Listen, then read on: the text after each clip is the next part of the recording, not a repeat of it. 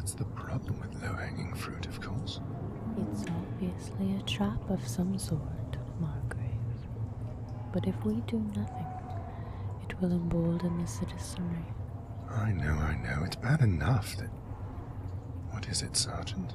We have a guest. You there, the one hiding behind the second pillar. You had garlic at your last meal, and you were smoking knockweed no more than an hour ago, likely to calm your nerves. Look, we are rather busy at the moment, so either show yourself or slink away, would you? Ah, a new recruit from the capital, I see. I didn't think they would bother after the last one. Welcome to Fowler's Gate. I'm sorry we don't have any wine. Be careful. This one is dangerous. Sir, there is no notice from Sir Christopher of any new recruits. Quite right, Sergeant. Notice, too, how they remain half in shadow. Turn so that we do not see if or when they draw their blade. So what are you, then? A thief? No, a smart thief would have snuck away upon first detection. A foolish one would have run, and a desperate thief would have already attacked. What do you see, Sergeant? Notice how the uniform is dirty, to suggest a lack of care or discipline, but it is neither frayed nor patched. Not even properly wrinkled as it comes to that. Well spotted. That uniform fits too well. It does not belong to any of our members. This person obviously has the resources to have one made and tailored. It could be a spy. I think not. One of the king's spies would have dropped the pretense and would already be barking orders at us, and a foreign spy would be chatting us up, trying to keep us distracted. So, we know they have the means, that they are professional, and that they are neither thief nor spy. What does that leave, Sergeant? Assassin. But no assassin would be so foolish as to envelope themselves in such pungent aromas unless they wanted to be discovered. But only once they had gotten this close. Why, I do believe this person has come seeking employment. Excellent work, assassin. That you were able to approach this closely without alerting us of your presence says much for your clandestine abilities and how you learned our location, and that we were even looking for an assassin tells us what we need to know about your ability to gather information discreetly. And you outpaced our intelligence network, arriving before our informants could alert us that someone was asking questions. So you work quickly. Or without compunction. I do hope you are sparing with your blade. If we do hire you, We must work any quickly deaths of our guards or secure the servants will, citizens. of course, be removed For from now, we must Adjusting work to with this sobriety has one. lessened their admittedly meager capabilities, but one works with what one has. Margrave, given the recent supply cuts and the organization of the Southern District, we might wish to arrange a test. It is a good thought, Sergeant, but we have no time to spare. Assassin, we are prepared to offer you 400 pieces of silver. Sir, that is over half the coffer, and there will be much to rebuild. I am aware of that. But once we regain control of the supply lines into the city, we can make it back soon enough. Then we can leave these blasted sewers and get back to the relative comforts above. Assassin, 400 silver is a fortune. but your target's blood is worth every copper. Tell me, have you heard of the captain? Notice that, Sergeant, how the assassin does not speak, even when directly questioned. Between that and remaining covered head to toe, they assure that no distinguishing features can be used to identify them later. A professional indeed. The captain was tricked into coming here several months ago. Did not appreciate the lack of military structure or purpose in Fowler's Gate, or the Margrave's distinct lack of moral compass. Steady on, Sergeant. Captain deserted, which happens often here, but this one left with the intent of saving the city. We must give this one some information to gain trust.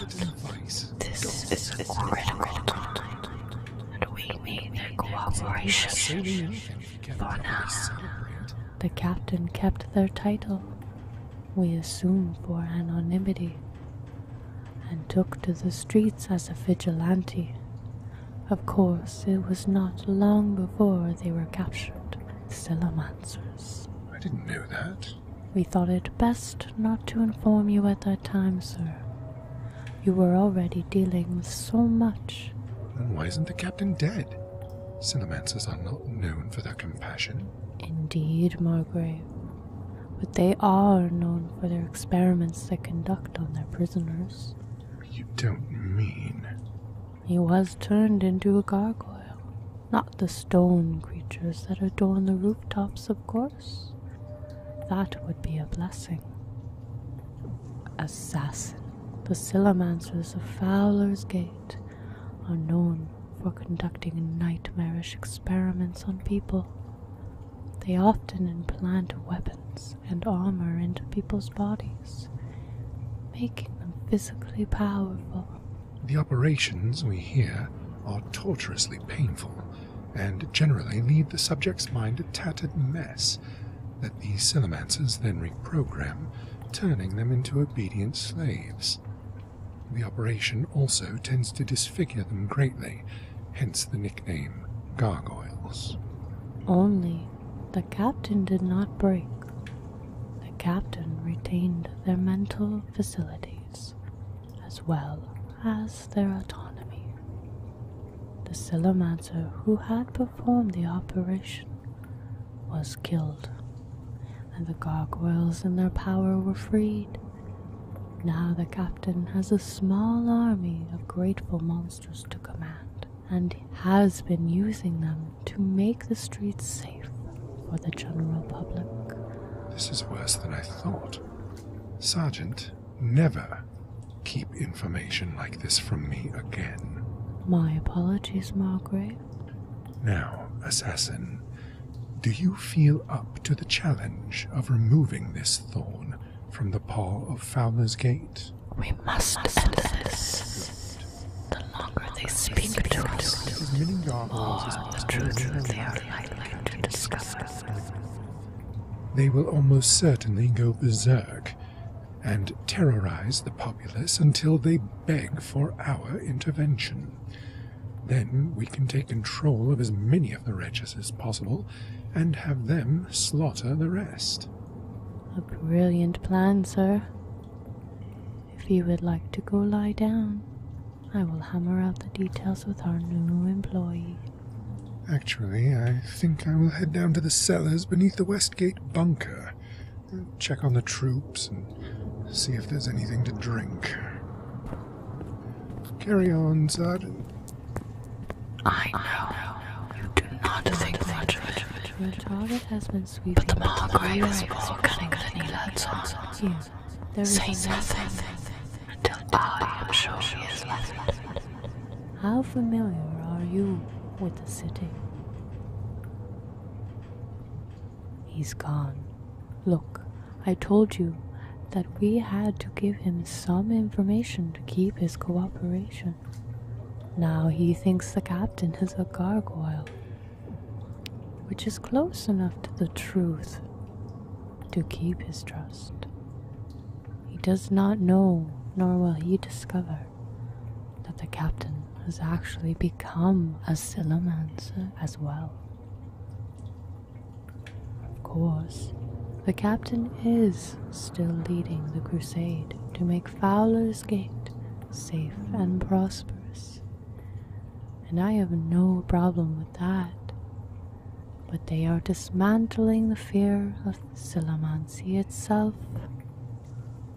Yes, the captain is actually recruiting others who share that abomination to repair the more damaged gargoyles and to offer safe implantations to the general populace.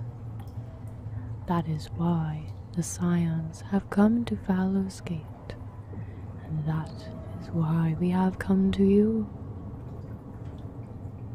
Do you know what will happen to your people if Fowler's Gate comes under the control of an organized cartel of Sillimancers?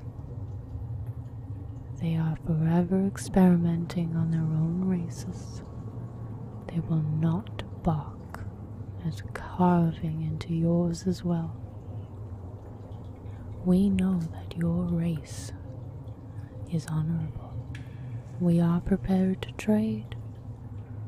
In 10 days, we will ensure that as many guards as possible are away from the southeast gate.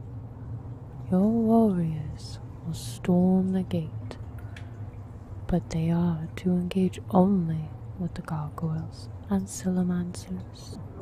The untainted people are not to be harmed, and once the captain is dead, your warriors will leave the city immediately and never return.